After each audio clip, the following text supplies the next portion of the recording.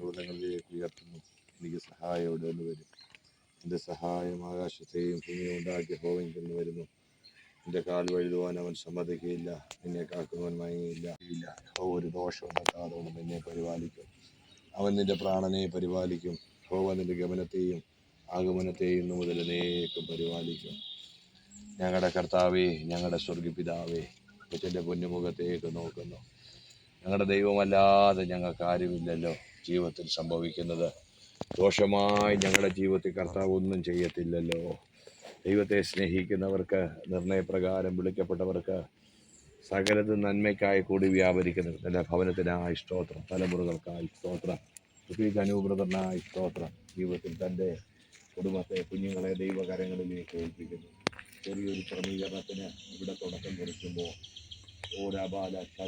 ഈ മണ്ണിൽ കാലുകുത്തി പ്രാർത്ഥിക്കുമ്പോൾ ഈ പണി കാര്യങ്ങളിലെല്ലാം ദൈവകൃപയിരിക്കണം. തൻ്റെ ഉയർച്ചയ്ക്ക്, തൻ്റെ നന്മയ്ക്ക് ഇതൊരു തുടക്കമായി മാറത്തക്ക രീതിയിൽ ദൈവ സാന്നിധ്യം വെളിപ്പെടുവാൻ, ദൈവശക്തി വെളിപ്പെടുവാൻ ദൈവം ഇടയാക്കുമാറാകണമെന്ന് പ്രാർത്ഥിക്കുന്നു.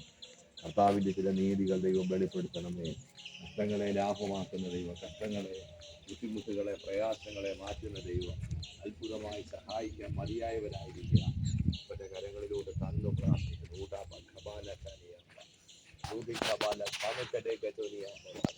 അപ്പച്ചനേറ്റെടുത്ത് അപ്പച്ചൻ സഹായിക്കണം. എല്ലാ നിലവാരത്തിലും സഹായിക്കണം. ഇന്ന് തൊട്ട് പണി ആരംഭിച്ച് ഇതിൻ്റെ ക്രമീകരണങ്ങളെല്ലാം ചെയ്യുമ്പോൾ ദൈവകൃപയിരിക്കും. കട്ടള വെച്ച് ദൈവസന്നിധിയിലേക്ക് ഏൽപ്പിച്ച് പ്രാർത്ഥിക്കുന്നു.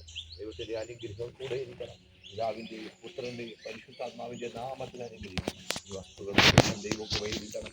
ഒരശ്രദ്ധ മണ്ഡലങ്ങളോ ഒരു ദുഷ്ട പോരുകളോ അതിൻ്റെ മണ്ഡലങ്ങളോ ഒന്നും ജയമെടുക്കാം. കർത്താവിൻ്റെ കരുണയും കൃപയും കരുതലും നീക്കി അതിൻ്റെ നിലവാരത്തിൽ സഹായിക്കണമെന്ന് പ്രാർത്ഥിക്കുന്നു. യേശുപ്പച്ചൻ്റെ നാമത്തിൽ